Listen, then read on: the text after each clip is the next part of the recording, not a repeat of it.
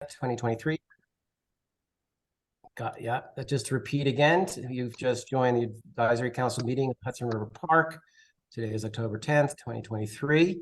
This is a remote-only meeting, and we ask everyone to please sign in. Tammy's been posting the attendance form. Everyone should have received a copy of the agenda as well. And it was kind of short notice, but I was wondering if people had a chance to read the minutes. I did. Do we have any objection to not passing the minutes because other folks want to read through it? I know Mary read through it, and I believe Tom did. I didn't get any comments. I just got questions on things that we passed, if they could be posted. Is there any objection to passing the minutes? All in favor of those feel the minutes are worthy of passing? I see hands. Any objections? I don't see any hands. So we're going to pass Tammy's beautiful minutes from September 2023. Uh-oh. He's got a hand up. Oh. No, I was putting my hand up to say yes. Oh, okay. Thank you. Terrific. Thank you.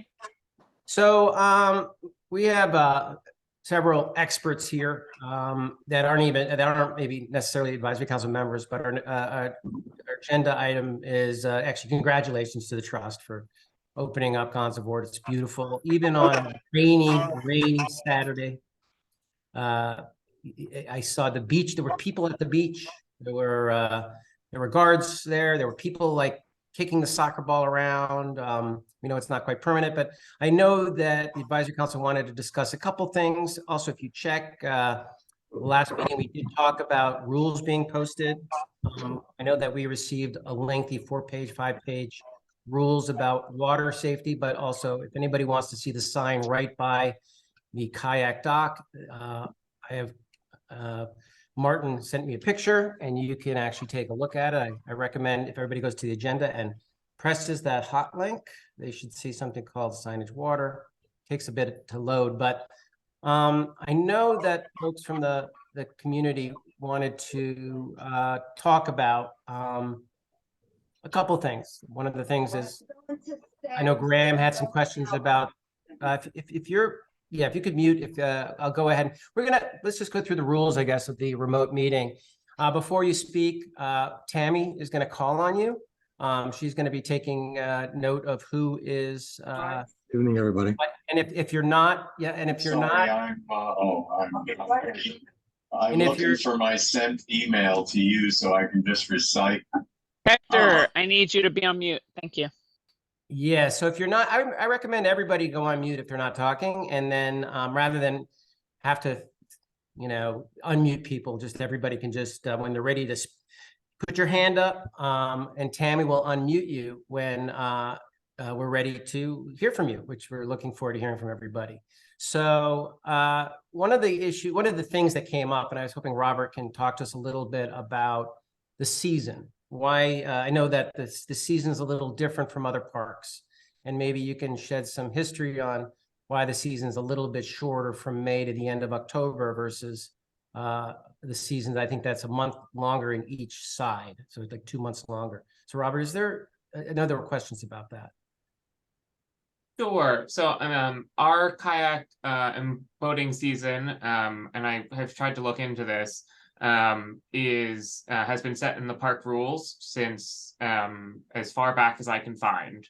This goes back into the park rules from possibly back when we're talking like 2001, 2004, in anticipation of the creation of the first boathouse.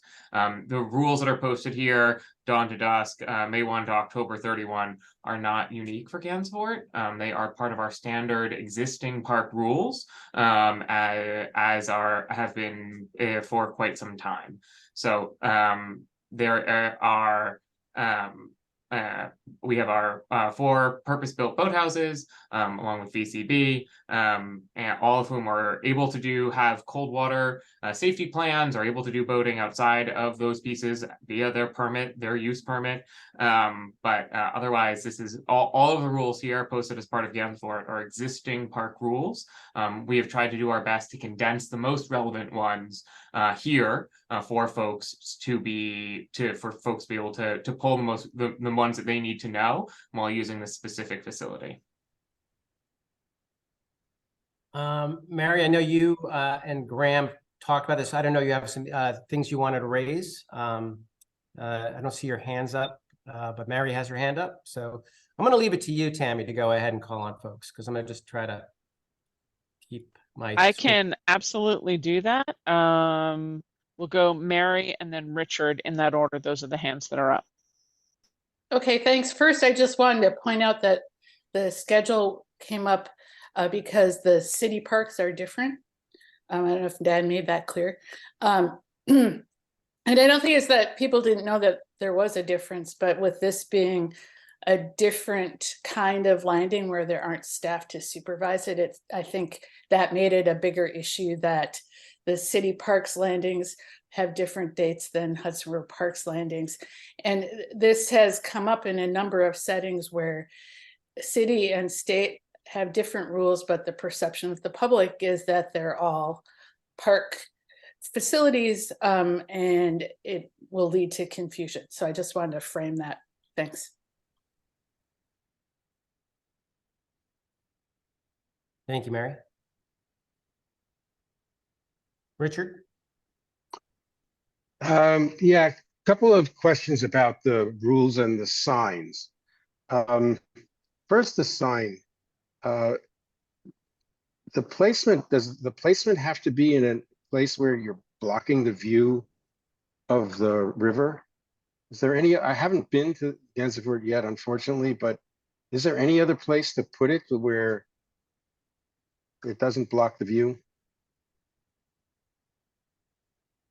So it's a new facility. We're looking at it. This is it's put at the entrance to it when we met with our boating groups and across a spectrum of them, including New York City Parks, the Blue Way folks, all of our boathouses, representatives from the Water Trail Association and others in May. Having it near the entrance to it was and quite visible for those who were using it was something that was a priority then. I think we agree. We generally put our signs here for different facilities really at the entrance of it, so folks it is very visible and incredibly hard to miss for it. So I think there's, this is sort of facility, this sort of space, it's difficult to both do that and not have it be prominent at the entrance, which is actually what we're looking for it to do.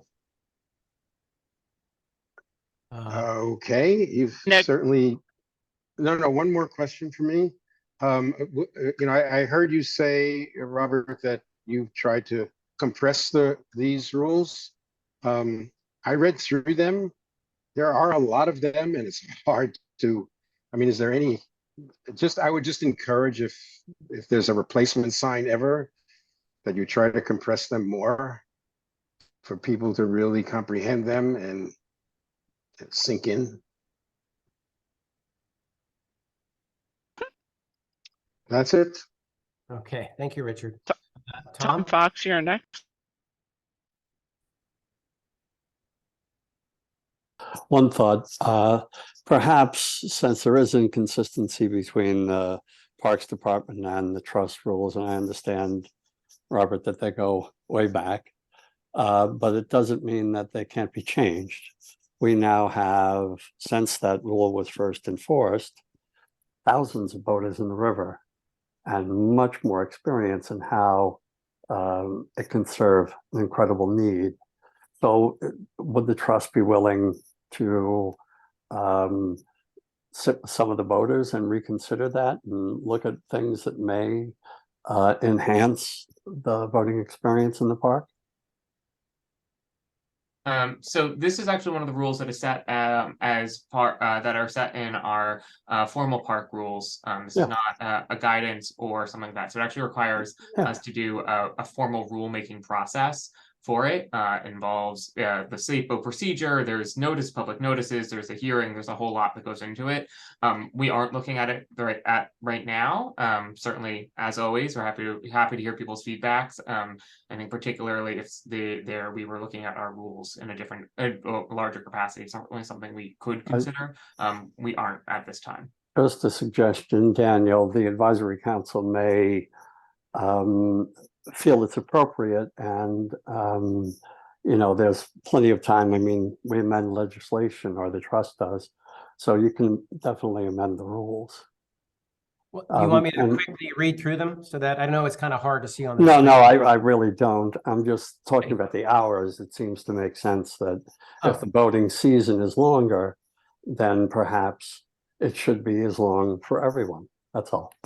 Right. So Things Rob like that. Cannon writes that you do have a longer season on some of the other boathouses, Robert. And does that mean that they're not allowed to dock?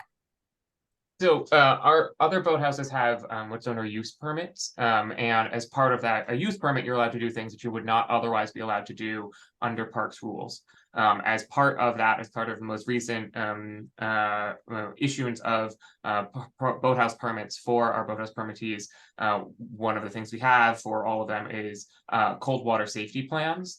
So those that are doing it outside of our boating season have approved safety procedures. That's checking water temperatures, that's wearing the appropriate, making sure folks have the appropriate gear, and other things to make sure that folks are being safe when they're outside of it. Particularly the very cold water, people's temperatures drops very quickly, and it can be quite dangerous for it, which is why we have, frankly, part of the reason why we are so grateful and we're so proud of our ability to deliver and host these park boating safety groups here in the park, where we're able to provide that sort of extra touch to be able to do that we as the trust would not be able to do.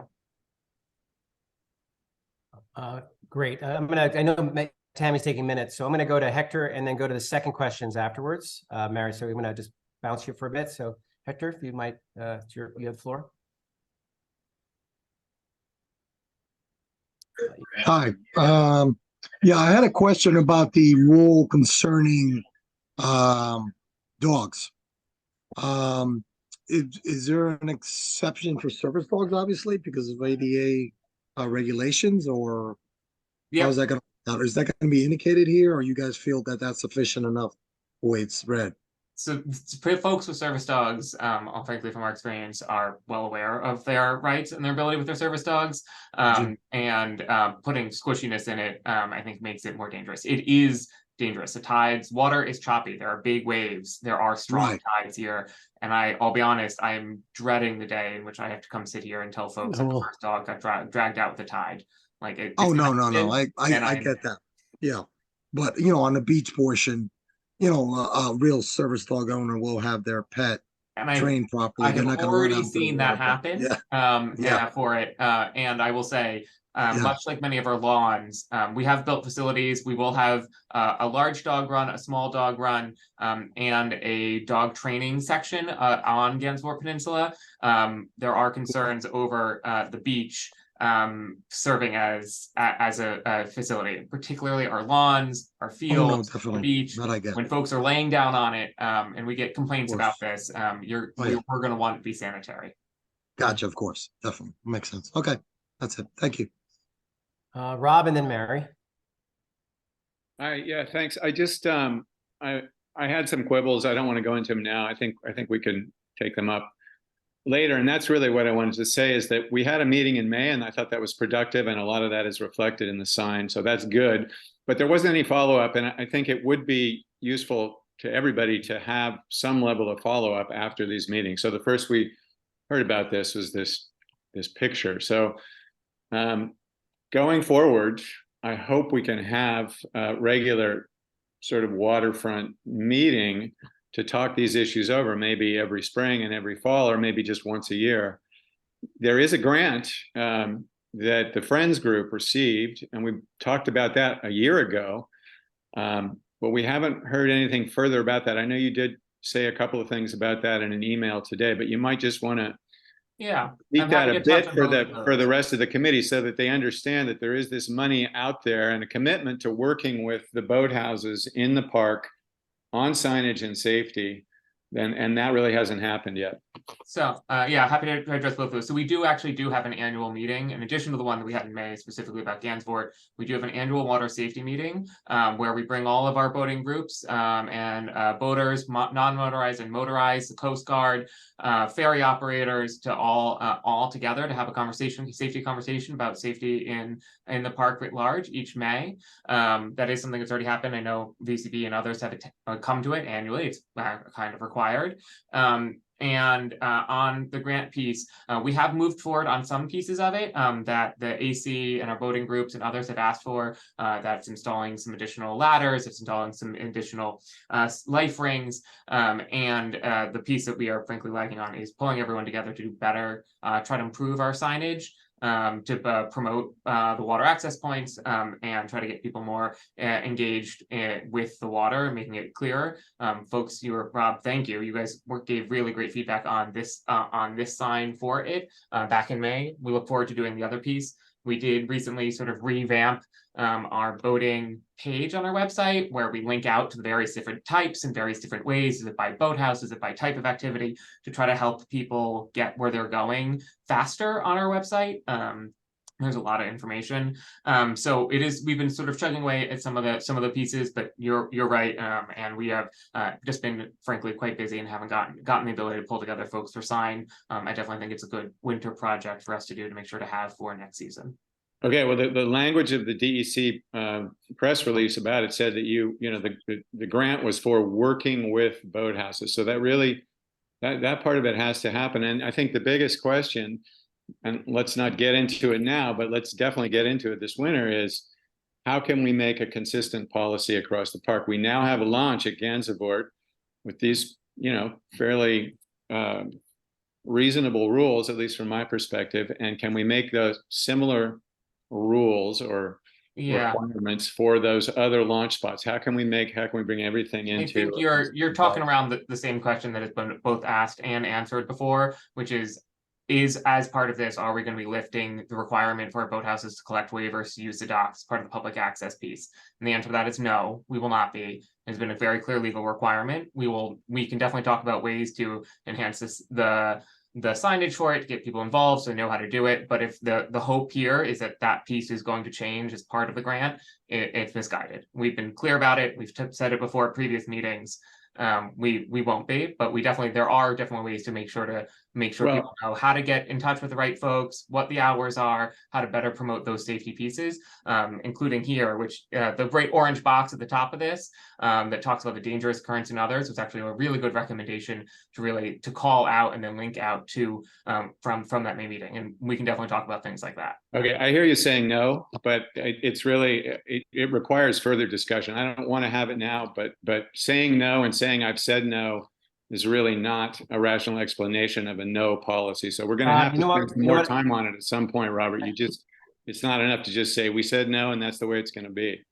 Rob, I think that what we can do is revisit this through the committee, and then we can write a resolution, and we can request more, formally request more discussion on the topic. We've discussed it here a bunch. This would not be new. Not be new. We're gonna move on to that.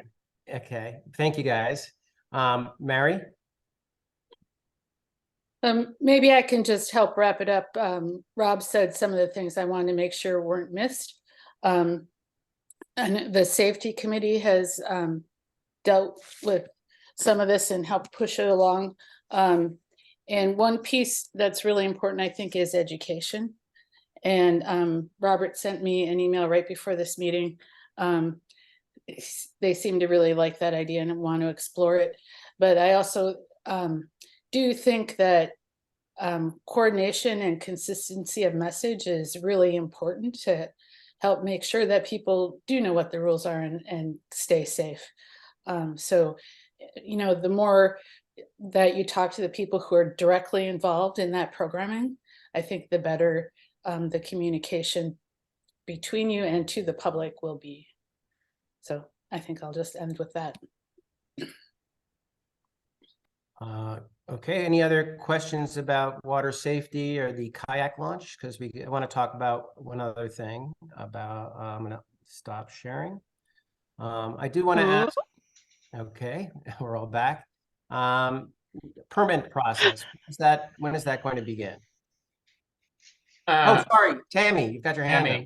Yeah, that's it. I'm like, wow.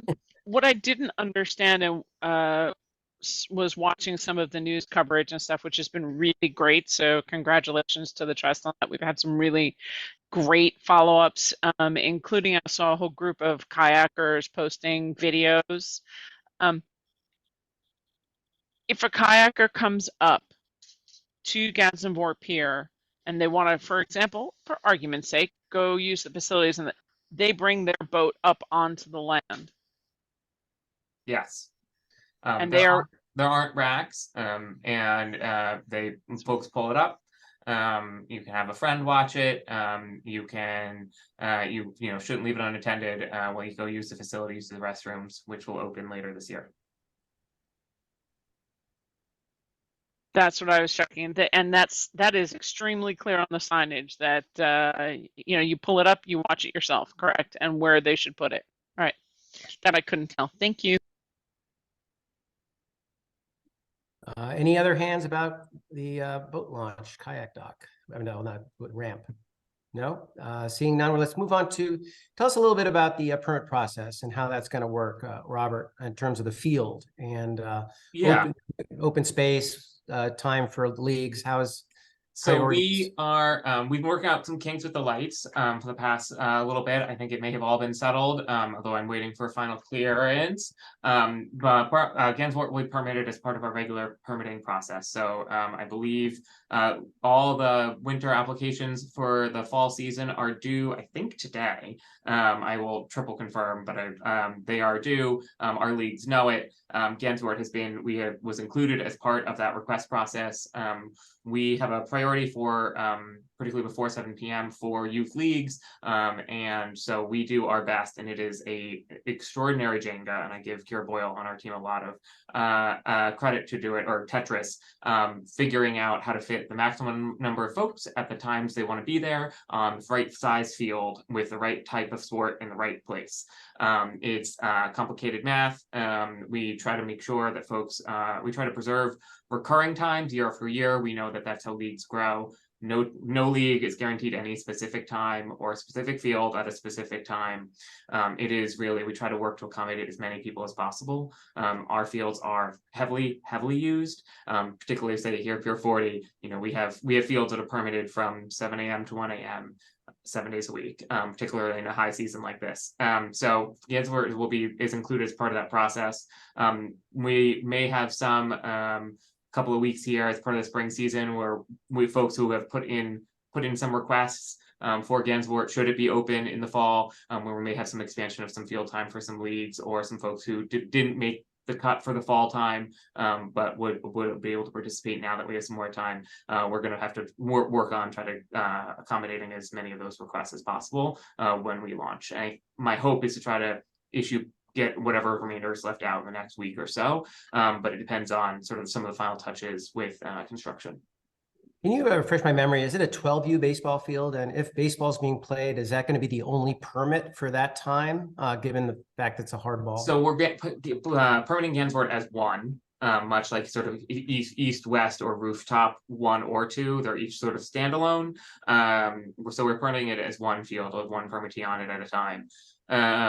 And it is, I believe, up to 12 for a baseball, which is young. And I think one of the things that we are looking to maybe try to do is actually switch things around so that more of our soccer folks who are up there who can accommodate it, and maybe more baseballs coming to Pier 40. One question I forgot to ask you, when I did go to Gansevoort in the rain, there were a couple of, I guess, office representatives in vests, safety vests. Are there going to be, you had 2 people by the kayak station in vests. Is that like something that they're always going to be someone looking at the launch, or was that just happened to be there at that time? Rob, you want to chime in? Yeah, I think that was probably construction workers that are still working the site. I know on that right near the kayak launch, the electricians are still trying to work on the lighting underneath the top railings. So that's been going on all week since we opened. So that's might have been what you've seen, and maybe they looked out and were taken into view. Okay. Tam, you have your hand up still? I just wanted to get clarification for the notes. So you said permits are not ready yet for Gansevoort, but you're collecting now for fall 2024 for all other spaces in the park? No. So we have a regular site cyclical application season for the next permit season. We have some outstanding requests for the fall season that we're going to pull from for any remaining time in the fall season. And then we have applications that are currently due for winter 2023-24. which will carry us through March. If I have my seasons correctly, March 24, when the spring season picks up. So you're collecting now for winter 23-24. Correct. Sorry, And our leagues are well aware of it. Folks are, we get, frankly, and I always want to tell people this, we have way more, applications far outstrip available field hours, particularly for peak hours. So that like 4 to 8 p.m. window, we have more, I think often more than double the number of requests than we can accommodate. The 4 to 8 p.m. Yeah. All right. And when will the permits open for Gansevoort? They are open as part of the winter season permitting process, part of our standard process. It's just been folded in as an additional field. Okay. Gotcha. Any other questions about Gansevoort? Okay, we're going to move on to the next agenda item, which is funny. Earlier today, Robert asked me for some letters that the advisory council has written on the Greenway, and he only asked for one, but I found like 16, I think. And I'm just going to share a picture. And I have a, and this is a question that I had for Robert before is, it might be a little bit confusing that here, I'll share this, that you have city bikes that could go over 20 miles an hour, the electric ones, but yet they're not allowed on the Greenway. And, you probably get more requests about what are we going to do about the Greenway and mitigating these heavier, faster bikes with the more the human pedal bikes. So before we go into more Greenway and biking discussion, Robert, were you able to comment on why these electric bikes that go 20 miles, actually go 21.5 miles an hour, are being able to be rented in the park? So we don't control the city bike system. We host it. And that's where they come from. They should not be here. Maybe they were walked here legally across a crosswalk and biked here, and will be legally walked across a crosswalk and leave the park and used on the city streets across the street.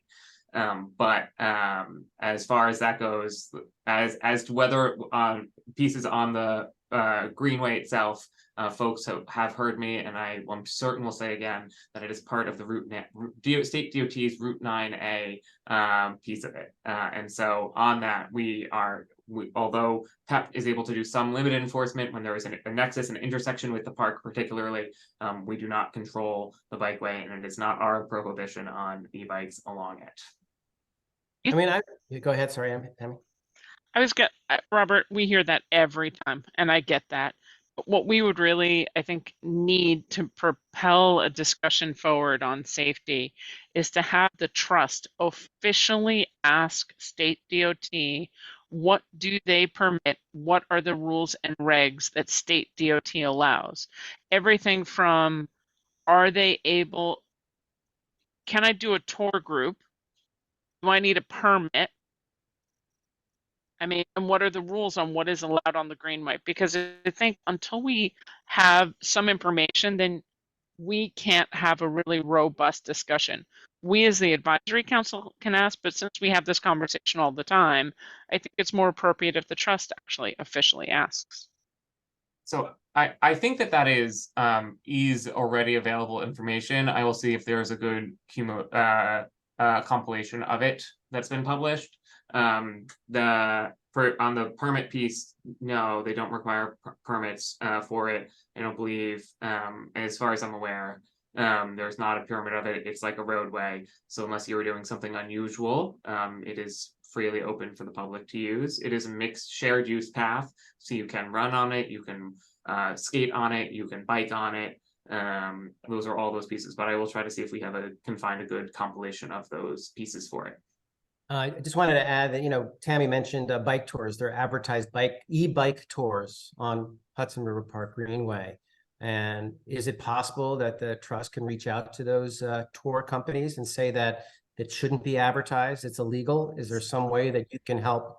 We can't take on enforcement for pieces that are not our property. And it's not Hudson River Park's Greenway. It is New York State DOT's Route 9A Greenway. And it is outside of the park's property. We can't be enforcing commercial operation rules that are not our rules, that I'm not even sure exist. We are not the determiner of that. Tom? Yeah, well, Robert, the tours start at Pier 84, which is your property. So you do have jurisdiction. And as far as the electric bikes, just boot them. It's in your park where you have jurisdiction, and you inform City Bike that electric bikes are not allowed in the park. And anytime an electric bike is docked in the park, it should be removed by City Bike, and you will boot it so it's immobile until then. Those are simple little things. And I know you really care, Robert. And we're not making your job easy, but we really want to work with you on this. Yeah, I mean, I'm not sure how City Bike system is any way possible for them to prohibit it from docking here. I'm not sure on their system on their side whether that's feasible. I'm not saying that. I'm saying put a kryptonite lock on the first electric bike that's in the boot and tell them to pick it up that afternoon. We couldn't straddle people's property. They can legally. It's not people's property. It's City Bike property. Come on, Robert. They can legally enter the park, right? You could legally walk one across the bikeway, dock it here, and legally walk it out, and that is not a prohibition. Not the forum, but if you park in the park with an electric bike, it should be locked because it's in a City Bike stall, and they should come and pick it up. That's it. It's not the individual or anything else. It's City Bike property illegally in the park doing something that's not allowed. That's all. We're going to go to Mary and then Emily in that order.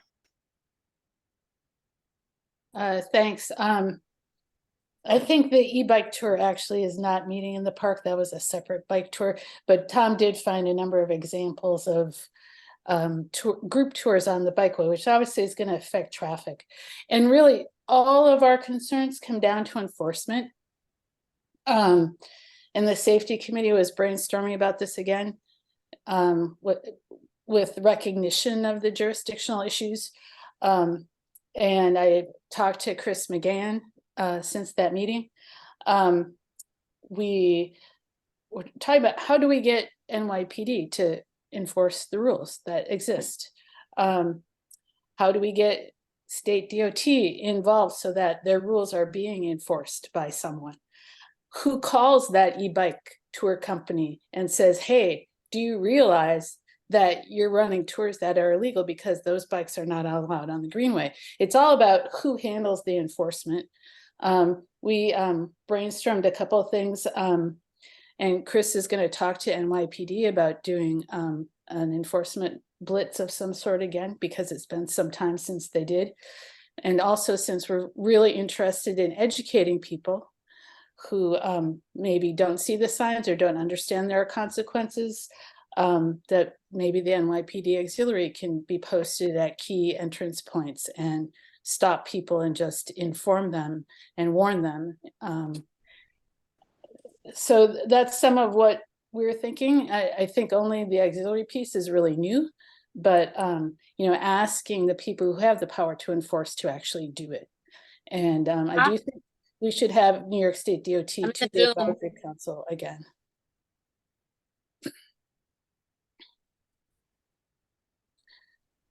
I thought someone else was speaking. I just wanted to say I understand that they are now collecting numbers on use, and that's really important for us to make recommendations. Thanks.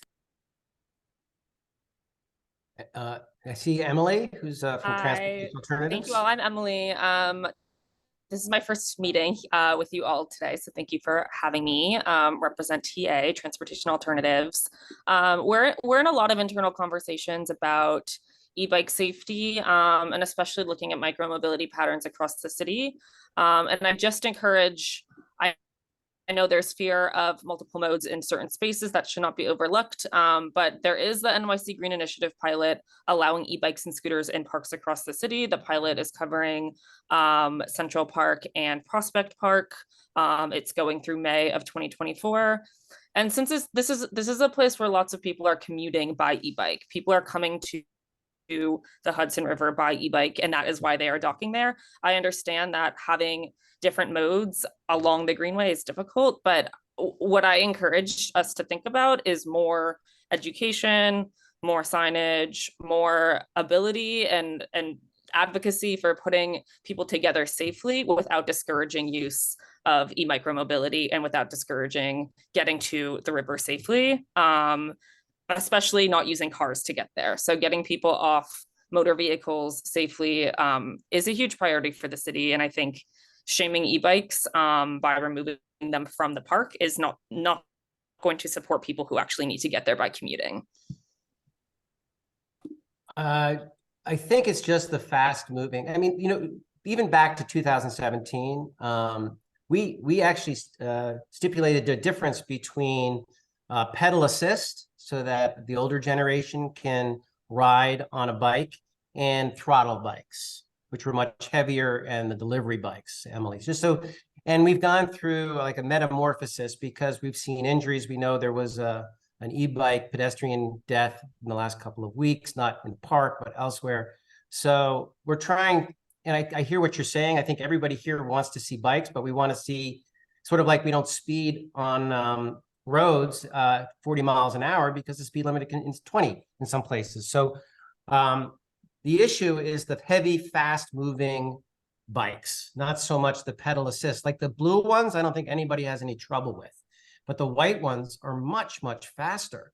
And they just honk their horns going through pedestrian crossings because they don't want to slow down. And I think that's something that we'd love transportation alternatives help on that, and how to make it safer. And I think it's beyond education, it's enforcement, just like I think we've heard over and over again. And Isaac, Daniel, then Tammy, then Tom, and then Justin. No, you pretty much covered it. I just wanted to bring up the slight distinction between pedal assist and not, and then just the everlasting lack of enforcement so far. Tammy? Thank you for being, both of you, so eloquent. I just wanted to tag and add that if we could get enforcement, then we could protect the pedestrians a little bit better, because what we are seeing, and that goes down all the way down into the state parks, which are not city parks, but on an esplanade, is the white bikes and even mopeds that are now riding through Hudson River Park itself, the trust, and also on the shared esplanade in Battery Park City. So it comes all the way down. They're riding on the sidewalks, they're riding in the esplanade, which is a shared road, not dedicated. So there doesn't seem to be enough education or enforcement, which is creating extraordinary hazards for the pedestrians who are also trying to get in, and who may be rightfully taking a bus or a subway in the area. Not everybody's taking a car to the area. People ride the subways and the buses.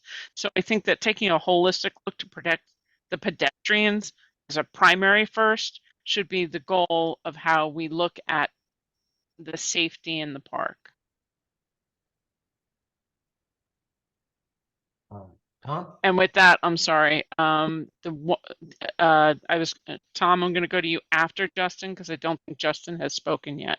So I was going to go Justin and then Tom. Thank you. Hi. I just have a couple of comments. One is that I don't think that it should be an equipment issue. It should be a behavior issue. And to that extent, I don't think bringing the NYPD will be helpful, because when the NYPD shows up to enforce things, what they do is they sit around and write tickets to the easy targets. And it might be people who don't have bells on their bicycles, because that's how it ends up being. And the people who speed by at 30 miles an hour on a moped, they're not going to chase after, because that's dangerous and difficult. So I don't think enforcement's really the answer. I think if it's about city bikes in general, I think trying to get City Bike to lower the speed limit to 18 miles an hour would be the most productive thing that they could do. Because it wouldn't really hurt their bottom line too much, and it would improve safety. But honestly, there's so many e-bikes on the Greenway that the city bikes are a drop in the bucket, really. So I don't have any answers. I just don't think NYPD is the answer, because they will not fix it. They will just harass people who are easier targets. That's all. Thank you. I see Hector, I think, and then Tom. Yeah, just tag on to Justin's comment just now concerning enforcement. Um, I believe it came from a couple of years back when a bike rider was tackled by the NYPD. So they're very hesitant to do that kind of high level interaction with violators now because of that, because there was a major lawsuit and everything. So the ticketing, yeah, they're gonna go for the low lying fruit, unfortunately. Um, so it really has to do at the upper level of government and the regulations that need to be changed, obviously. Now, I know Community Board 4 is working on trying to make recommendations about, licensing and registrations on some of these vehicles, some of these motors of conveyance, but that's not going to happen for a while. So my question is, I mean, since it is a part of the park, is parking enforcement PEP supposed to be involved with this? Because as far as I know, they're supposed to be giving tickets out for other kind of violations at other parks. So are they involved with this at all? And I might tag Chris and talk a little bit about this. So PEP, I think what we've talked before, the bikeway itself is not in the park. So they are not able to enforce things that are not on park's property, not part of the park. Right. So when it's on park paths, absolutely. When it's in the park paths, the Esplanade, definitely.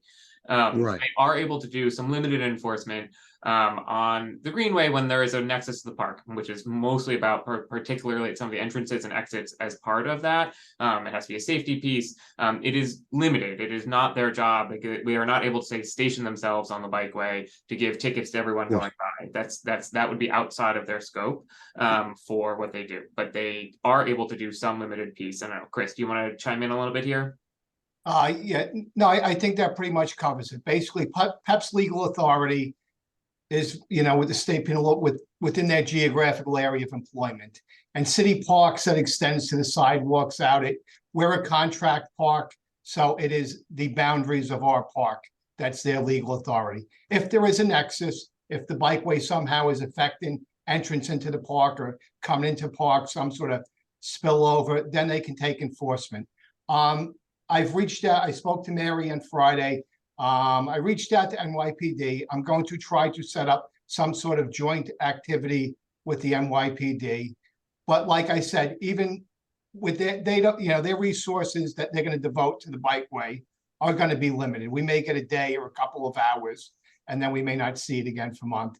And as I think, everyone here, it's been brought up, enforcement is ugly. It's always, doesn't always go as smooth as just stop them and give them a summons, and someone gets tackled or just other things. Someone tries to escape the ticket and they ride out into traffic and they get hit by a car or they hit someone else trying to get away. You have to manage it, but like I always say, enforcement is ugly. It's not what it's not the answer to everything. But it can't be eliminated. It has to be done. And even if we get NYPD here once a month, something I think is better than nothing. So we'll see what we can do with that. Yeah, it's a hard job. I'm sorry, just a quick question. Just one more question for Emily, Transportation Alternatives, if she's still on. Emily, are you there? I'm right here. Okay, great. I just wanted to pose one last question. Sure. I know there's some pushback on registering bicycles and electric bikes, especially and scooters. But there is, a basis and grounds for it. I mean, in your opinion, from, noting a lot of the membership that's involved with your organization, is there a lot of pushback for something like that? I mean, I know some people think of it as a money grab for the city, but honestly, it seems to be the only way that any real enforcement can be done. Because like a vehicle, like a car, I mean, they basically just take a picture of the plate and they can identify it very quickly, and then they give a ticket through the mail. That way, nobody's really involved, nobody's really stopped unless there's really reckless activity. And it's kind of a win-win situation there, especially if they keep the registration low. Yeah, Hector, registration has been proven in cities like Toronto to not work, and it ends up really falling as a burden on people of color and riders of color, and ends up punishing low-income riders who need to use these means of infrastructure and transportation to get around. And it doesn't look at the problem in the city of where traffic violence actually is and stands. I 100% agree with you that there is a mess and an entanglement on our streets right now between e-bike pedal assists, between mopeds, which are gas-powered vehicles that can go much, much faster than e-bikes. They are not e-bikes. They should not be considered as such when we talk about green spaces. They are totally different. They are a totally separate problem.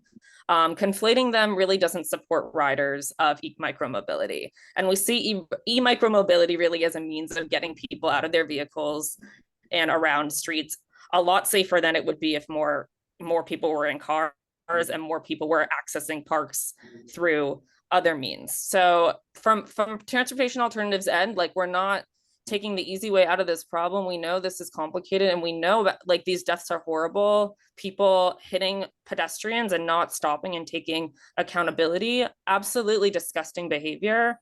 What we're really interested in doing is looking at how the street network and the design of these lanes can support more modes and can slow down fast moving vehicles the same way we would slow down and calm traffic, which is by putting the signage, making the lanes not possible to speed through, and finding other barriers. So I understand. Yeah, I see, Mary, I see your comment, your question in there. So I think West Street is looking at the e-bike delivery bike lane. I'm not sure how that's been. We really like the 9th Avenue, like wider lanes. Those work really well. They've been proven in other cities to work really well. So I just encourage everyone here, like, enforcement also unfortunately ends up falling on the backs of largely people of color in the city. A study came out about ticketing for cyclists for riding the wrong way or for going on sidewalks. And those reports showed that largely Black and brown people were the ones being ticketed at much higher rates. So I think the equity focus here is really important to think about the licensing conversation. Licensing in other cities has not worked.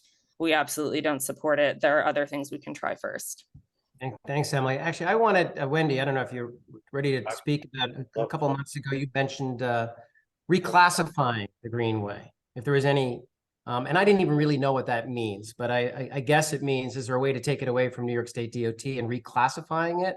You had an idea of actually bringing that up for discussion. Do you remember? You're on mute. No. No. No. Right. Oh, okay. So in other words, I guess my question to Robert is there any way that, since it's under New York State DOT and it's obviously not working, is there any way to change its classification under state DOT and put it elsewhere? Is that even a possibility, or what's the process? Because it seems like we've been talking about this for 6 or 7 years and it's not going anywhere.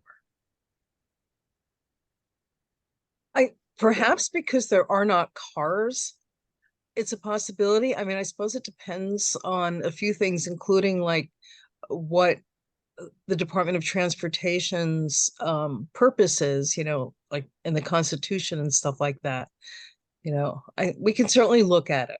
Why don't I give you the old, we'll look at it, get back to you. The Greenway was built as part of the construction of Route 9A with federal highway funds, which mandated at the time a shared use path, right. To be part of the highway. I disagree. Extent of my knowledge here. Wait, Robert. I mean, it is part of 9A, but Tom, I'm going to call on you next. So I'm sorry. I'll call on you next. Go ahead, Wendy. No, I'm glad that Robert remembered that and brought it up, but I don't know that it being part of 9A is enough, because that was created, that was not in statute, actually. I'll clarify it if I can speak. When I can. Go ahead.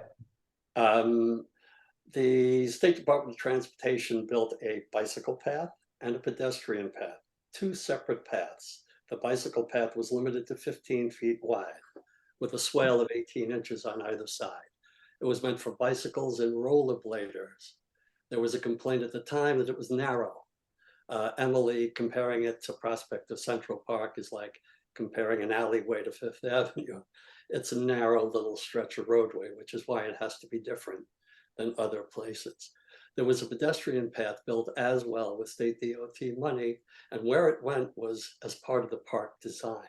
So there was 2 separate paths originally envisioned and funded through the federal government. That's one thing. Secondarily, we've asked for Route 9A to have a dedicated lane, and we agree that people of color and working people and everybody else that has to get around on electric motor transportation should have an appropriate place to do it in. So I think that, we've tried proactively to back the borough president, get the bikes out of the park. This is a recreation space. It was designed as a bicycle path, and it's narrow and dangerous if you use it for other purposes. So I think we have so many great minds. We should just, the trust, get us together with DOT. Lost you there for a second, Tom. I'm going to go to Tammy. Tom, you want to check your connection, but I think we got your point, Tammy. I'm going to tag on to that because what I've seen, it's really exciting to see the modes of alternative transportation coming and people using more bicycles and getting out into the parks more. It's all positive, except with the rise of motorized bicycles is now the rise of motorbikes of all kinds now on the Greenway. So now you have Revel scooters, you have bicycle delivery guys, and they can go over 40 miles an hour. I have been on a bus coming down West Street and had on the Greenway bicycles flying past us, speeding. And so you can see that, and there's been a lot of reporting that there's now very little oversight or anything that anyone can do because they can be rejiggered to go faster, which actually, quite frankly, the business is incentivized to deliver faster because they make more money to get to the next one. So we are at a point that we do need to really take a look, because I've seen most recently walking along the bike path on the pedestrian side, the sidewalk side, I have seen actual motorcycles. It's like a dirt bike motorcycle. It's hard to tell. From my perspective, it should have had a license plate on it because it was a dirt bike. And it was fully motorized. It was not a pedal assist of any kind. They are now utilizing the Greenway because it was that much faster up and down. So we're not seeing actual new forms of transportation being able to slow traffic down by being in the street. We are seeing them actually on the bicycle paths and increasing the levels. It doesn't affect the trust when it comes to open dining, but it is, a traffic path, and a greater concern that I have that they are, with the growth of the industry, unregulated in terms of enforcement, not unregulated in terms of other ways, but enforcement. So that's my. Thank you, Tammy. I got Graham. Would love to hear from you. I want to comment because the issue of diversity keeps coming up, and I got to tell you, the increase in e-bikes and high-speed dangerous vehicles has driven women off the bicycle path. My partner will no longer ride on it. A lot of women I know over a certain age will no longer ride on it. This is a majority female city. If you look at that bike path today, it's mostly young guys speeding, and they're a menace, and they are literally a death sentence for a woman over 60 if they get hit and they break their hip. And so, let's talk real diversity. Let's try and get the demographics of the bike path to reflect the demographics of the city. And that, I think, is something the Advisory Council and the Trust should look at. Thank you.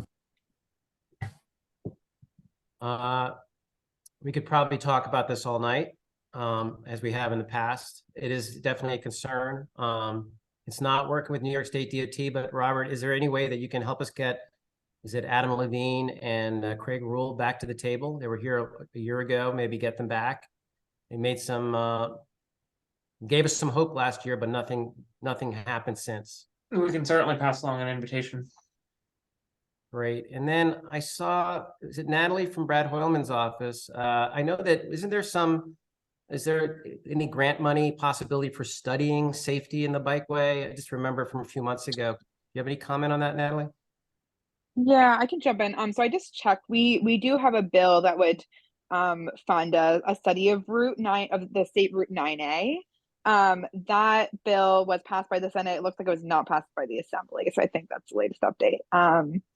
But I will check to see, of course, if there's anything else that's relevant to this conversation. We also have a couple, bills regarding e-bikes and things like that as well. Mm-hmm. Yeah, thanks. Really appreciate Senator Hoylman's work on this. I think it's, as you can hear, it's on everyone's mind. And even though the Greenway is not in the park, it affects the safety of the park. It affects attendance in the park.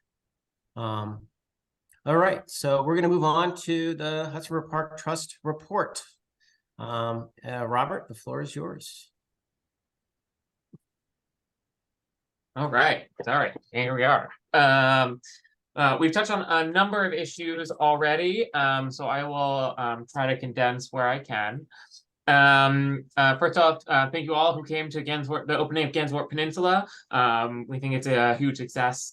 We've gotten obviously a lot of positive coverage, but also a lot of comments. I want to thank out our design and construction team, particularly Tom Adams and Kevin Quinn, who spearheaded it for us.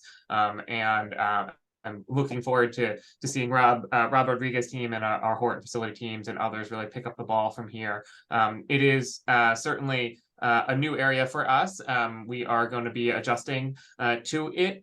So please always let us know if you guys see something you think needs attention as we adjust sort of schedules and working patterns and all of that as part of it. We know, say, things like the kayak launch or like it's a new facility and we may need to change signage or some other pieces down the road. We've already gotten some good comments, so we look forward to sort of continuing that discussion for it. If you guys haven't seen it, Friends has a really great gallery on our construction fence for the building, which will open, I believe, early next year. About the history of the park, a lot of evolution, including some Hudson River photos credited to Hudson River Park Conservancy, as well as some local artists from West Beth and other local folks. So it's a really great exhibit. We also have some great history retrospectives of photos through the eyes of local artists on our website, if you guys haven't seen them. The transformation of the park and the West Side is phenomenal. It is really mind-blowing to see the photos of what it was to what it is now, particularly for someone who came to the city well after the park had started or after the park had started. Last weekend, we hosted Submerge, our marine science festival. Our first day, where we had about 1,000 school kids booked, happened to be the day that we had emergency flood warnings, and the city was flooded. We thankfully were able to have canceled the day before. So unfortunate that we were not able to host them. We still had about 4,000 people come through on that rainy Saturday that cleared up, which is really exciting. A lot of really great partners participated with it. It was also part of the West Side Cultural Network celebration of West Side Fest. So this was the first annual piece at the park, along with a lot of our other local cultural partners, Little Island, the Whitney, the Shed, Poster House, and many more. The LGBT or the New York City AIDS Memorial, the LGBT Center, and other local cultural institutions all partnered to celebrate West Side. There were a lot of great activities. West Beth was part of it. They had, I'm told, a really great puppet show. So it was a whole West Side affair. Very exciting for everyone, and something we're looking forward to try to do more with next year. I'm going to jump into some construction updates before circling back to some of our programming stuff. Science play area is things are, if folks haven't seen it, it's coming together. The photos are really amazing. The fish are up, the tails are up. They are going to be really spectacular new features, really unique. The estuarium, we are currently, and Tammy, you owe me an email message, trying to schedule the next public engagement meeting with Community Board 1. Obviously, the Advisor Council is fully invited to participate. We just want to make sure we're coordinating with the board on it and their schedule. Pier 97 is underway. We are hoping to open a little bit later this year, later this fall. I guess safety decking is in, pavers, lawns. It's really coming together. The clock for the new playground is up. Pickleball courts, I think my understanding is opening possibly as soon as the next couple of weeks. On 34th Street, I think we're waiting for some striping to go down, but otherwise I think the paving is largely complete. I will let folks know when that opens so that we can all go and play our first round. One item this month that you guys probably haven't, well, we've mentioned once or twice before, it was coming, but it's finally here, is that we are getting ready to replace the Pier 45 wood decking. It has not been replaced in its lifetime other than individual damaged wood boards. So we're coming up on, it is over 20 years of its useful life. It has served us very well, but it is time to be replaced. Wood decks need to be replaced once in a while. We will be doing it in phases. To try to keep as much of the pier open as possible at any one time, including, frankly, almost the entire, I think that all of the lawn, we're going to be staging at various pieces, I think, starting from the western end and sort of working our way down the path over the winter as part of it. We waited as long as we could in the season to do it, with the concept that we are wrapping it. It will wrap by next May. So pre-Pride month, the full pier should be back open, is the current schedule right now.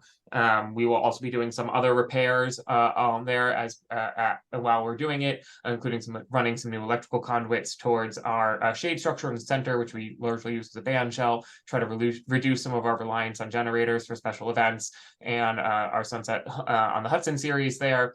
And I think also repairing some of the torn shade structure netting or canvas pieces of it. I'll pause there in case there are any questions on Pier 45 decking.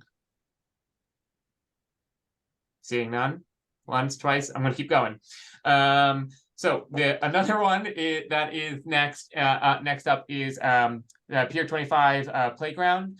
We have some worn safety surfacing within it, as well as some unbroken underground pipes. Folks might know that I think there are two water features that have been off this year, and as part of it, it's because there's some broken underground piping.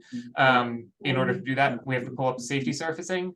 So we are going to, as part of that, take the opportunity to resurface parts of the area. I believe the rubberized surface under the swings is worn, as happens with swings. We'll be replacing that with new ones. And in the spray area, the current surface coating, I guess it's been attracting mold. It has been very difficult to clean.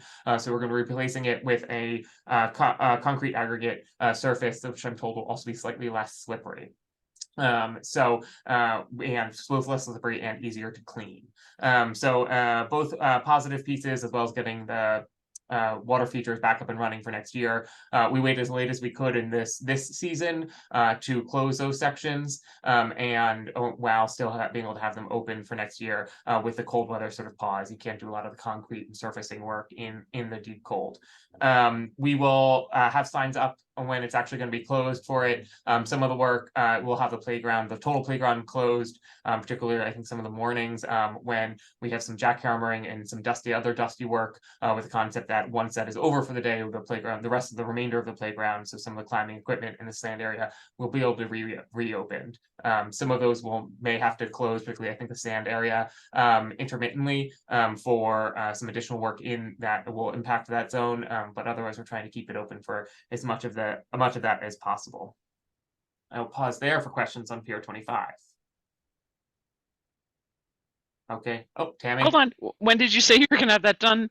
I know you said as soon as possible. Are we looking? My understanding is that all that work should be starting imminently in the next week or two, and should be done by December, which is sort of somewhere around where it starts getting too cold for us to do some of the surfacing work. So it should be all done this year in time to pause for the winter, so that everything is fully reopened, and as soon as it gets warm. Okay, and then Pier 45 is by May of 2024, right? That is correct. Okay. All of which is in the advisory council report. Which I will link to so I can stop typing. Thank you. Sorry. We participated in Climate Week on the High Line. It was a Emerson Collective did a climate science fair. We had over 100,000 visitors who came by, who learned about our science initiatives. It was, they have a really great showcase of people who are doing innovative work, and we are really privileged and honored to be included as part of it, particularly around our estuarine sanctuary and habitat enhancements. I'm going to jump ahead. This weekend is New York City Food and Wine Fest. If folks want to come in and join us, it's one of our biggest events on Pier 76. These all 186,000 programmable square feet of it. It's really a good example of what one can do when you have big spaces like 76 currently is in a park. And I'd also encourage anyone who is interested or has pumpkins they would like to donate to us. We can try to help pick them up. Pumpkin Smash is November 4, which is I think going to be before our next meeting. Come, what did I say? Monster Mash up your pumpkin with us and help enhance our composting efforts in the park. All of it gets mixed in with waste scraps from here. It helps with our nitrogen content, and as part of it, it goes back to keeping the park beautiful. I will say on operations, I will skip Gansport. Parkwide audit. We did an audit of all of our lighting last month, including some of the bikeway light outages that were reported to city and state DOT. This is where we go through and try to look for all of our lights that are out and try to see what we can do to repair them. So you guys may see we have a new on-call electrical work where we are trying to make sure to go through to fix as many as we can. It is a big effort. We have 4 miles of park and a lot of piers. It's a lot. So but we were able to do it, move that. Similarly, the sports field lighting at Pier 40, which we've had some issues with it, has recently been replaced. It involves renting a 100-foot lift, which requires specialized training and specialized crew to do, and it can be quite dangerous when you're 100 feet up on a telescoping piece of it. So a thank you to our facilities team for doing that. It is frankly kind of a much bigger job than you will expect. And our facilities team is entering into our winterization period. We have miles and miles and miles of pipe in the park. That is water pipes, that is irrigation systems, spray features, water fountains, dog parks, hoses, all of that needs to be sprayed out and cleaned as part of we winterize the park. It's about a month-long job for our team. It's a huge amount of work, and we appreciate it so that we can continue to have it for next year, because otherwise things like the spray area get turned off while their pipes are broken. And since our last report, we have done 7 new trees, 2,400 shrubs and perennials. And overall this year, we've had over 2,200 group volunteers through friends to help us plant them all, along with our horticulture team. So thank you to all of them. We talked about public safety. We've added 5 additional life rings since our last meeting, where we had added 6, so I think that's 11 in the past 2 months, for a total of 44 throughout the park and our 4 miles. That's it. The last one is Pier 76 Task Force continues. The kind of conversations are constructive and respectful. We've had some really good conversations about the possibility of the different ways in which the park can raise revenue within these spaces in a park commercial pier, as well as going through some of the projected park needs. One thing I just want to flag is although we are not talking about Pier 40 as part of this, we have not moved sort of that the pressure for the revenue needs from Pier 40 to 76. We're trying to hold that constant, keeping the conversations separate. I don't know, Dan, Tammy, others who are also part of it. Do I have other folks for the 76 Task Force things that you want to add as the AC's representatives? I almost feel like the summary, I was thinking about this today, Robert, I almost feel like the summary should be presented when we finish with the discussion rather than midway. I feel like we're very much midway. Yeah. But all I can say is that it's been pretty transparent. Everybody's been allowed to speak. And it's, CB4's catchment, and I pretty much am quiet because I'm CB2. But I know Tammy has a lot of great ideas that she shares during the meeting. So I am not necessarily quiet because they keep referencing parts that exist in CB1. So it's better to give community feedback because the perspective from the outside is never the same as the perspective from the inside, I find, from those who exist and live there. It is really transparent. It is very exciting. It is a shame the economy of the city is where we are now, but I do hope that as we roll along, there will be funding. Ew, Hello. One thing I will add is we were able to do a really deep dive on, frankly, the construction of some of our piers, which everyone got to learn what some of the various pieces were, and wood pilings and concrete caps that make up 76. Mary? Yep, Mary. It just occurred to me as you're reciting the upcoming events that one of our biggest events at Lilac is Open House New York, which is the 21st and 22nd. Do you know if there's anything else going on in the park that's tied into that? And could there be some kind of joint PR about which sites are part of that in the I park? could definitely look into that. I'll be honest. My partner and I actually just signed up for a boat tour of the South Brooklyn waterfront that leaves some Circle Line for open house to go see some of the resilient infrastructure they've built there. Because I do this even on the weekends, so I definitely can talk to our PR teams about doing some roundups of what is here. Because I think 57 also has something going on to try to see if we can't do some joint promotion. Okay, and one other question is, we always try to fasten down the water off date, and I know since it takes a whole month, that's not easy, but if we can get some warning a couple days before the water goes off, because we have to do some prep on our side, and I'm sure that's true with other tenants, it would be really helpful. I will be sure to flag for the real estate team and Rob's team also. Thanks. Rob Buchanan? Yeah, it's also a question about an upcoming event, which is the release of the fishes on October 26th. It's a Thursday. We got an email today from Rashi saying that we would have to cancel our programming that day in order to keep the Esplanade clearer. And I really want to highlight that for other tenants and waterfront users of the park that this is the first time this has happened, and we don't think that's a necessary thing, and we think it would be very unfortunate since our event that day is the Harbor School rowing team, and there are 40 kids who practice all fall for races which are about to start, and it's just to be informed in that manner that you will have to cancel your programming is a shocking thing, and I hope that we can speak about this and find a solution. It has never been a conflict in the past. There are solutions, but I just don't understand that approach and the lack of real explanation or attempt to communicate in advance about this. So I think that's one of those landlord-tenant issues I refer you back to connect with Rashi about. I just wanted everybody else on the call to be aware of it, since there won't be another meeting before this event happens, and it's an unfortunate trend. So thank you, Robert, from VCB. We would like to talk to Rashi about it. Mary, you still have your hand up. Do you have another question or comment? No? Nope, sorry, just didn't take. Okay, so I know we have safety on the agenda coming up, so rather than going to Chris now, we might talk about Hudson River Park and events that happened in the next agenda item, unless there's anything else, Robert, that we need, that you'd like to cover. That's okay. Great.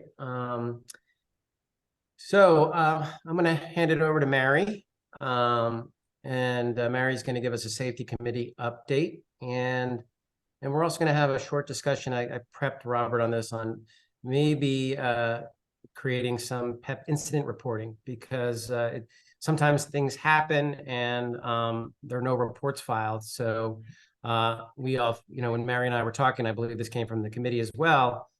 How can we make the park a safer place? And learning our history might be helpful, but just setting it up for you, Mary, go ahead.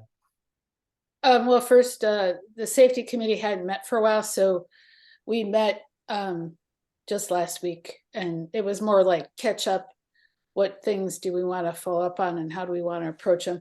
And we've actually talked a lot about the main issues that we discussed, which was the bikeway and the kayaking rules. So there was discussion of in spite of the numbers at the city level and the park level that most major crimes are down, that there's a lot of quality of life concerns. And what I guess I would call minor incidents. We just had an attempted break-in that didn't succeed. But how can we share it? We've talked about this before, having some kind of park blotter. I have in the past tried to at least communicate with my neighbors at Pier 25, but really have been too busy to try to reach out myself. Especially some of the people have changed over. I'm not sure who the current contact, at Grand Banks is at the moment. How can we communicate what is getting logged already, what's getting reported, giving people heads up about things that have happened nearby. Maybe they noticed something or picked up something on their cameras, they can help out. Or just to be aware that, something's going on nearby and you might also be a target. So I guess my question for Chris is, are PEP officers supposed to write reports if incidents happen, if there's a complaint made? Is there an official report or a log that is created? Yes, they file crime reports or incident reports similar to the NYPD. Those are their reports. We receive copies of them weekly or monthly. We keep a daily, I look at an end of tour report every day and see what's happening. I think there may have been some confusion. I spoke to Mary on Tuesday morning, and I wasn't aware of something that happened at the Lilac. They did take a report. It was reported. It just didn't get to me. Ideally, they would have let me know when I came in that day, but they didn't, and sometimes it slips through. I spoke to them about that. We'll address that. To Mary's point, yes, it would be, it's a good idea for us to send out things that are relevant. I mean, it's certainly, I'm going to speak to you later, Mary, or tomorrow about Pier 25, but there hasn't been, whenever there's something that is of concern, we try to get it out. There hasn't been that much. Like I spoke about our crime statistics and how it's down, but I also acknowledged how everyone feels. And I went through them again before this meeting. So even while most crimes remain down, I did notice like one of the things we track is like disorderly people. And certainly, we have 38% more calls for disorderly people this year than we did last year. And disorderly groups, that's almost doubled. We've responded to twice as many this year as in the same time period last year. Again, those aren't necessarily crimes. Those are things that make us feel unsafe that we respond to. So I don't want to diminish it. I'm just saying I kind of tried to explain that last time, that there's a difference. When I say our crime is down, I'm talking about, the 7 major crimes at NYPD and the FBI and everyone tracks. We do that too. Chris, can I just interrupt you just for a second? Are these incidences of unruly folks, are they concentrated in any one area, or is it across the entire park? That's across the entire park. Certainly, we look, if we see a pattern, certainly those are pretty easy to respond. Pretty easy to identify. You get maybe 1 or 2 a week that would pop up right away. But certainly, as most people, we haven't had it recently, but we had a large, for a while there, the large groups on the bicycles, the teenagers coming through, going, harassing people, scaring people. That's, luckily that's kind of died out for the moment. But that was some of the things. And then we have a significant, homeless population that comes into the park every day. They leave every night, but a lot of them, are, they have their own issues, many of it, mental disease, and they're, so that's a lot of our harassment calls. And it doesn't always, may not be criminal, but when someone feels unsafe or they observe something, they call the operations desk, and we'll send the PEP officers out to investigate. Sometimes someone's done something that maybe we ask them to leave the park. Sometimes it's just, we'll talk to them and whoever called feels better. So those aren't always, for violations of park rules or something like that, it's every time we respond, I'm giving a total number. Sometimes they're completely unnecessary. Sometimes you get there and you say, well, why'd you call us, you know? But we never, again, it's not a bad thing that they call us. We like to be there. Tammy, you have a question or a comment? It was for Chris. When we've seen rise of homeless throughout the entire city, do you work, there was just a really great report about the Downtown Alliance partnership with Trinity Church and BRC and their success in getting, you know, their numbers are up 30% this year over last for the number of touches that these people get and actually getting people off the streets into housing.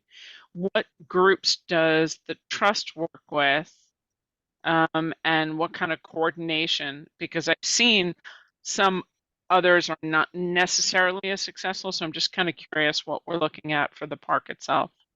For the park itself, we really don't focus on that. We always, whenever we, you know, at night when people are removed, they're offered services, most decline, but we don't have, you know, obviously there's no one, we don't allow people to set up residence in the park, and we make a, you know, a great effort every night to make sure that everyone leaves the park.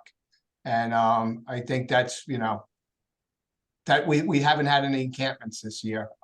We found one in the median, in between the highway that we dealt with. But so the answer is no, we really haven't worked with groups to try to find them homes. Each time we, you know, someone is removed, they're always offered services. Pep's pretty good with that. I could give you numbers on that another time. Yeah, PEP has been trained to handle homeless, and New York City Parks through PEP has essentially a city strike team that works with, you know, anybody who says, yes, I do need help, then they are able to mobilize that strike team as necessary, whether it's help from NYPD or health and mental services, as well as any of the nonprofits. So they take the lead on those kinds of issues as soon as someone says, yes, I want help. Mary? That brings up a question that came up at the executive committee, is if HRPT is happy with PEP, because we know it's a contract service. I know last time the contract was up, you even looked around at hiring some other security service. How are you feeling about how they're doing their job? Well, there's always room for improvement, and how we manage them presents a challenge. I'm very involved with it, but they do have their own hierarchies. So sometimes that presents challenges. I'm always open to, like, you know, you spoke to me, I'm always open to ideas or alternatives, but as we looked last time, quite frankly, there's just no other option out there that we can get, because, you know, private security, you'd have a huge turnover, but even with more response, without the legal authority that PEP has, their job is just almost impossible. You know, this is a public space. You really need someone that has that legal authority.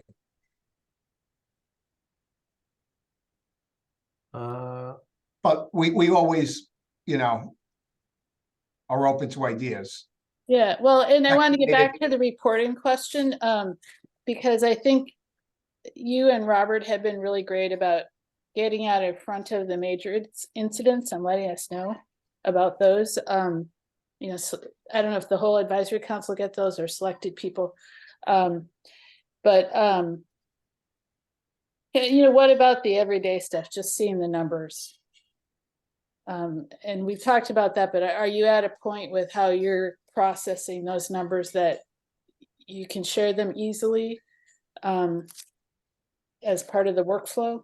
It depends on, you know, what numbers you're looking for, what, you know, how you want them formatted. There's always an amount of work that goes into it. How much, you know, administrative work is, it depends on exactly what you're looking for.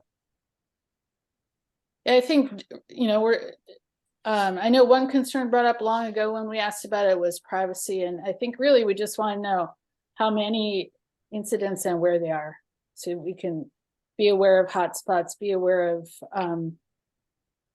maybe it's not what would be considered a major incident, but something happened right across the pier for me. I want to keep a closer eye on things. Right. Yeah, so and I don't know how, if you and other administrators are getting reports, is it, easy to just extract that bit and put it in a public or semi-public place where tenants could log in? Setting up something like that. That's a bigger issue. Sending out like specific area concerns or crime stats. You told me what you were looking for, how you wanted it formatted. I could see how that would go. Some of the things, or one is the PEP reports are pretty much like police reports. They're not sharing the actual report with the public. Right. And we share like crimes, general locations, but a lot of times information, even the most doesn't seem like much, may have certain privacy violations, whether it be businesses or others. There's certain things that you can tell. So it always has to be reviewed. It's not as simple as just printing out something. But again, I don't want to really answer it better. I need to know exactly, what you're looking for, other than obviously when something happens in your area or in the park in general that everyone needs to know. Yes, we got to get those warnings out, that information out there. And thank you, Mary. We have been trying to be faster about making sure we're sharing information. We definitely try to do that. We do share, though, particularly on the major incidents with the ACs. Hopefully folks have seen that. It's something we've been trying to be good and quick about doing, understanding that sometimes our hands are a little tied as part of investigations or anything else when we're participating in it. Sometimes it hits the news before we are able to share anything that we know, because we are sort of holding for clearance from the NYPD and others. So I appreciate you seeing that. It is not always easy. Yeah, it was definitely a change from years gone by. So kudos on that. And we're just looking at if we can get a little more like a sense of what's changing in the environment, which I know isn't very exact, but I think one thing that might be helpful is, and I think these discussions, and I know Daniel had wanted to keep us to an hour and a half, which we just hit. Actually, I have us for 2 hours, but I do want to wrap this up. So Bill, folks want to wrap this up here. Is that I know we often are not actually invited to the safety committee meetings. We're not included. We're not invited, and I think there are always there may be spaces for us to be able to have longer form conversations which we can discuss these things. Something like that sounds maybe it's the right place for it. I think we'll definitely do that. And like I said, this last meeting, we were kind of regrouping after not meeting for a while. So thank you. And then Tom, do you have a question on safety? I was just I don't think it should be shared with the public. I think the safety committee could use it as an internal document to understand just what type of incident, where, and when.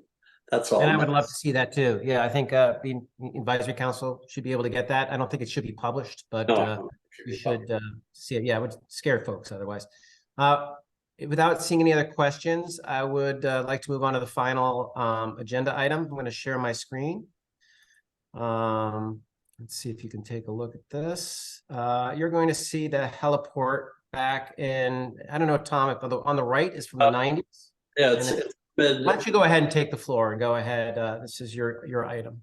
I was just going through, everybody and their mother knows I have a book coming out next spring. So I was just going through old photographs as I was selecting images for the book. And I looked at a picture I took of the West Side heliport after I had taken off from it in about 1995 or so. And then I noticed in 2021, I took another photograph as I was going up and down the waterfront. And I realized that the heliport has gotten bigger. That on the south end, it appears to have expanded. I just used my Google Earth map because I don't have advanced anything. It looks like it expanded 47 or 50 feet to the south into the roadbed of 29th Street. And there's a refueling facility near there now that wasn't there then. And it looks like it expanded 277 feet to the north, and that 2 heliport pads have been added along with 2 buildings on the north side. You can almost see the difference in the surface as you look at the newer picture. You can see where the change in the asphalt starts as the high line curls around. If you look up at the old picture, you'll see where the high line curls around. That landing pad is right at the base in the middle of the block, which is where it is. But now there's a whole nother half a block of heliport to the north that wasn't there then. And I was just wondering if we have any kind of documentation on the creep, if you will, of the size of the heliport, because it is such a intrusion into the park. Yeah, so Daniel had shared the photo with me yesterday. So I tried to do some I tried to do some quick digging today. And from what I am able to, as I understand it, the heliport premises has not changed since it became part of the park. The uses like fueling were have been authorized since the state DOT permit was for it, that the trust inherited. So that has been covered since before we existed. And any configuration, say exactly where helipads are, their distances, anything that would fall under their FAA permit as part of it. And my understanding is, that the number of flights, the change as part of it is that as part of a lawsuit from many years ago, the number of flights has been capped as a lawsuit from what was the predecessor organization, Hudson River Park Friends of Hudson River Park. It's the same thing backwards. I understand it's confusing, but before it transformed into a fundraising organization, and it had sued over it. So there is a flight cap as part of it, which is just over, I believe, 15,000 flights. And that is sort of the change. But otherwise, as far as I think we have it, is that the premises have not changed during its time as part of Hudson River Park.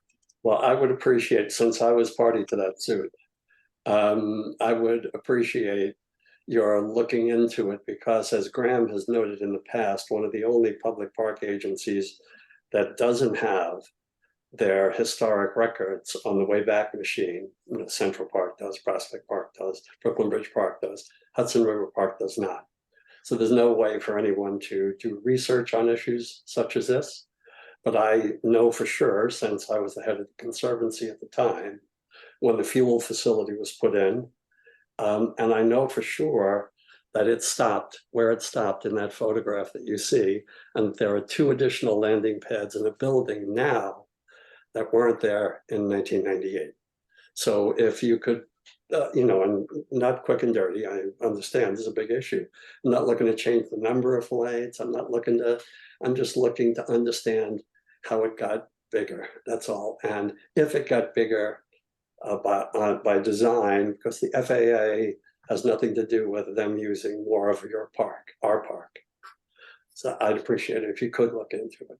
Yeah, I mean, that's what I checked into, and my understanding is that we don't. So we only have what we inherited from state DOT, which is not everything, and there are records, certainly maybe records from before us, but as far as we have their inherited permit, and the premises have not changed during its duration with Hudson River Park. Well, the metes and bounds of the leasehold are exactly the same now as they were in 1998 when the legislation was passed. As far as I'm aware, the premises have not changed. I don't want to. I don't know what it contains in terms of metes and bounds. Well, I would like you to provide that for us so that we can take a look at it. It has nothing to do with the number of flights. It's a bigger heliport, and you can't say it's the same as it was in 1998, because it really isn't, Robert. And I know you weren't around then, but for those of us who are elderly, it's confusing. Just to clarify, Tom, the photo from 90s is 1995 or 1998? Trying to understand. It's about 1990. I'm going to check into it. This just came up yesterday. So I haven't had a chance to research. I have to go into files and get the actual image and read the print on the frame of the image. But, you know, I left the park as president in 1995 when we finished the plan for the park. And I don't remember the plan for the park having what became the general project plan for the legislation. I don't remember that having expanded the size of the heliport. And I'm just wondering how and when it happened. Mm-hmm. So I mean, doing a quick look at Google Earth if it's helpful. I know it's not the end all be all, but it might be. Yep, I just had a day to look at it. And Yeah, I'm a civilian. If you do the time clock back, it kind of gives you some historic aerials. And I can go as far back as June 2001, and it looks like the premise is what it is today. So any right. If you can show that's I will ask again. I will ask our legal team again on it, but they were confident in the answer, and I don't expect it to change. That as far as our records are, that it has not changed during iteration with Hudson River Park. I'd be quite surprised, but I've been wrong before. Yeah, they were confident in that answer enough to send me out here to say it. So I don't expect it to change. I heard a lot of things that people are confident in, so let's leave it at that. But I would appreciate the meets and bounds of the lease. That's all. Yeah, just to let everyone know, Robert, what does the park get in terms of finance for leasing out? So I think for the most recent year, it was about $1.7 million in revenue. And where did do you know what the figure was back in 1998? I don't. Those that is a deeper digging than it is.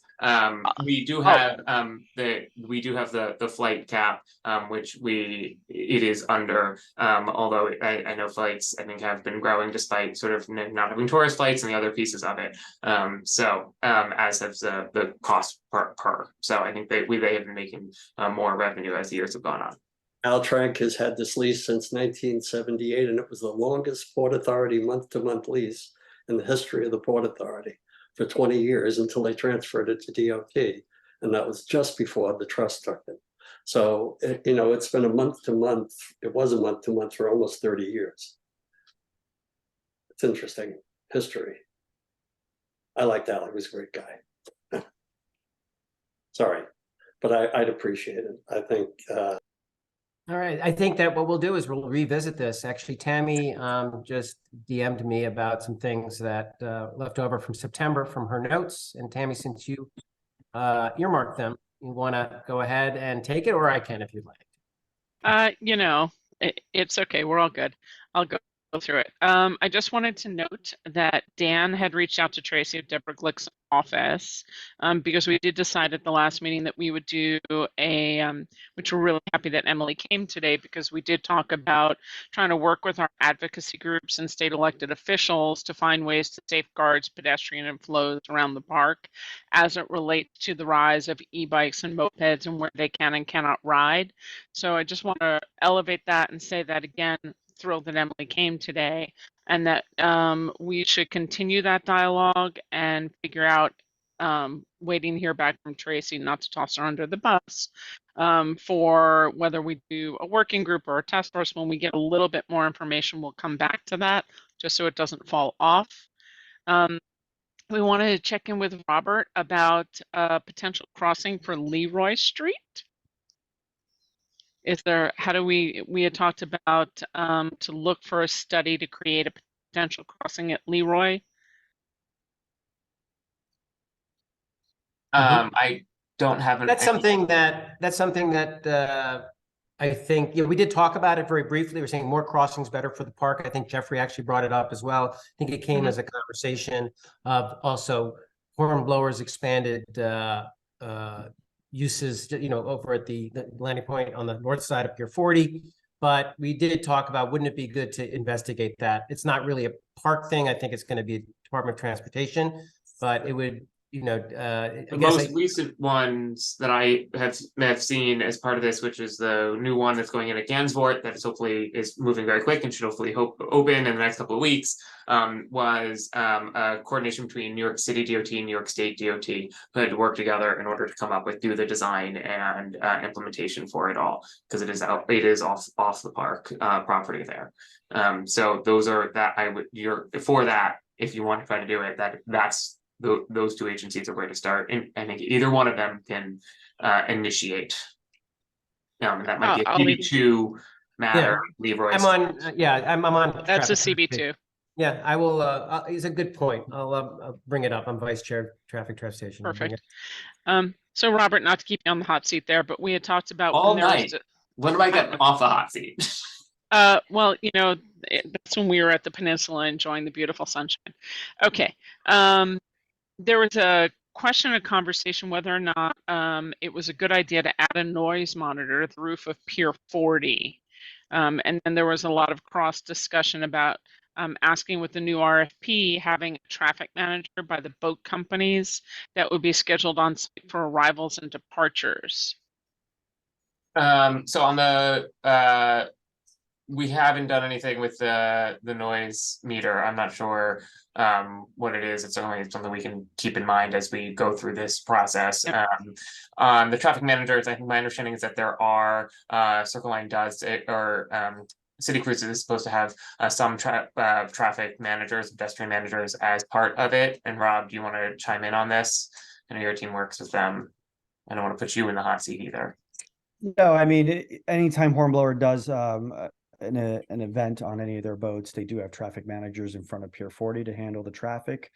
They also help with the pedestrian traffic as well, kind of at the end of the night, getting them across out of the park and across the highway if that's where they're going safely. And their security teams do that as well as their traffic managers. So that's a requirement as part of the lease. We just got some submittals on proposals for a new tenant, and so the trust is reviewing that. Hornblower's lease ends at the end of the year, and so once we kind of understand where we are with the proposals, we might be able to look at what requirements are necessary for overall safety, traffic management, noise, all of that. So I think at the moment it's kind of too soon to tell what we're going to get. So gotcha. All right. And then I'm hoping it was baked into the RFP, just saying. And then we talked about checking back in with the real estate team from HRPT to understand what kind of noise regulations were put in for the lease holders for the food and beverage facilities, or the party boats for the large events. So I think we talked a little bit. So the Circle Line in particular, our City Cruises here at Pier 40, they are supposed to stop their music at a certain distance. They're not supposed to have music at the pier itself, and they're supposed to stop it a certain distance. I believe it's 400 feet off of the pierhead line as part of it as they're coming in. And for the food and beverage establishments, in just specifically 26 and Grand Banks, the Sherman's Wicker, those are the two. I will ask them for that one, and I'm sorry, I don't have it today. And Grand Banks, City Winery, and the Vineyard. Yeah, all three. City Vineyard. City Vineyard, yes. Not winery. True. Yes, because winery's inside. And then I think that was it from hey, let me just double check back through my notes for you, and then we'll go from there. Okay. It is 7:47. I think we've covered everything. I see Rob has someone to put to sleep, so probably he's sitting on his lap. And lost that very cute picture. Is there any new business that anyone wants to bring up? I did get a note from Wendy did pass along a draft resolution regarding the heliport legislation. I think it definitely deserves executive committee review. And Tom, you might even want to sit in on that. And we share the letter with you as well, since you have so much knowledge about the heliport. And then we can. Oh, sorry, Wendy, go ahead. Yeah, just real quick. I drafted it as a memo in support of the two pieces of legislation that Senator Hoyman Segal and Assemblymember Simone have worked on. They're not new pieces of legislation. Anyway, it's for the trust, obviously, or rather the advisory council. Although it'd be great if the trust also put in a memo of support. So we'll circulate. I just put in the links in the chat, but don't worry if you don't link it, because we'll send the links to the legislation and the draft reso out, pretty soon. Well, thank you so much, Wendy, for doing that. Any other new business from members? I think it's actually a really good practice, Tammy. I really appreciate it, to actually review what we did in the last month, so that, and I encourage any other members, if we've covered a topic in the past and there were open questions, to actually bring them up again so that we can get answers. Even though I know that we'll probably not get any answers on the Greenway for a long time. I did see that there was somebody from the Manhattan Borough President's Office, Yi Wang, who's here. I don't know if she's listening in, but I know that the Borough President was in support of an alternative lane. I don't know if there's any update on that or not. I know there was a press conference a couple of years ago. Robert, I think you were there too, and talking about finding an area within West Street that we could put in the delivery vehicles, but love to get more insight on that, so that we know how important a thoroughfare is for faster moving delivery bikes, and how we can separate it from the recreational path of the Greenway.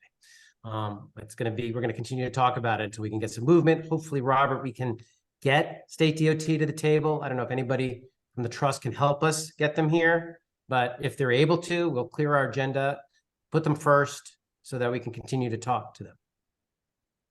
So those are like the action items. And then we're going to talk about, we're going to talk about the heliport. Next month, I'm not sure we're going to be able to do it on the second Tuesday. EC is going to get together. The first Tuesday of the month is election night, so we can't do that. There's a Hudson Square bid annual meeting that I have a conflict for, but if no one else from the EC can make it any other day that week, then I'll just miss that. But we'll go ahead and circulate a date for November's meeting. We'll definitely have a November's meeting, because we typically do not meet in December. So we'll see you next month, and we'll let you know the time and the date.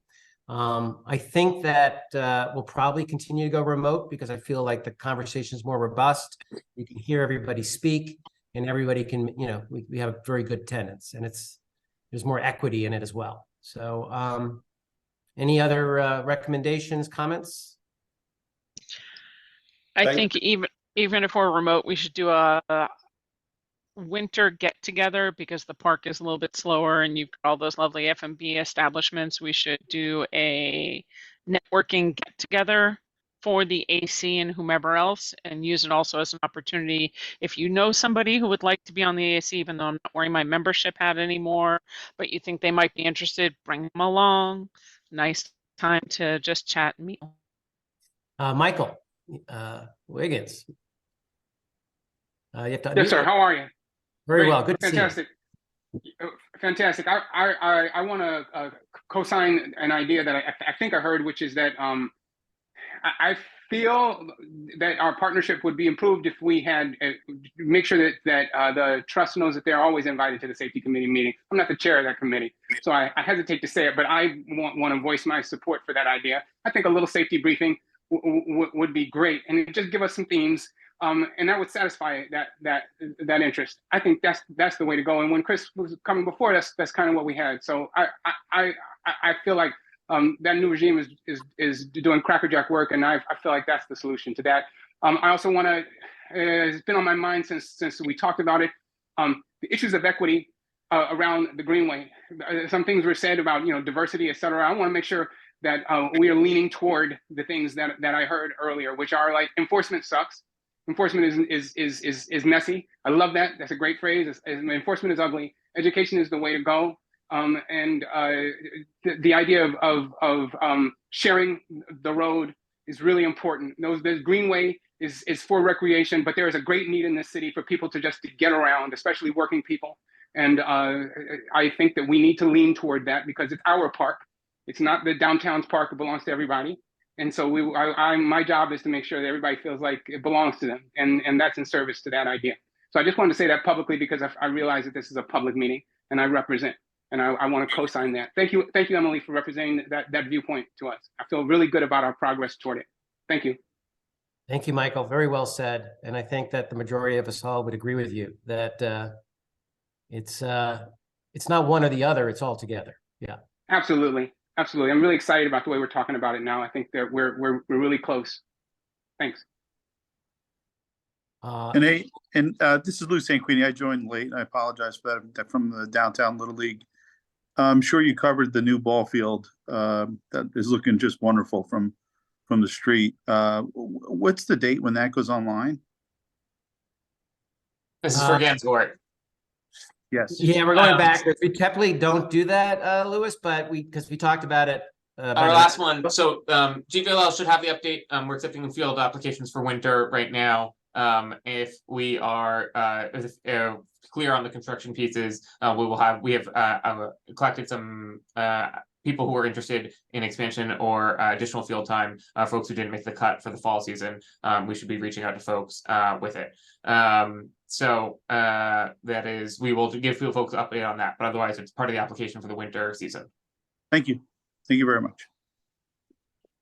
Michael, you still have your hand up, or should I bring it down? You were so eloquent. No, I'm sorry. You take my hand down. I don't know how to do it. There we go. Oh, there, lower hand. Got it. All right. Well, with 6 minutes to spare, I am going to put out a motion for an adjournment. Do I have a second? Yes. Second. All right. Thank you, everybody, for your work tonight. And thank you. Thank you, Dan. Next month, we'll get that date to you. All right. Bye-bye. Good night, everybody. For everything. Appreciate it.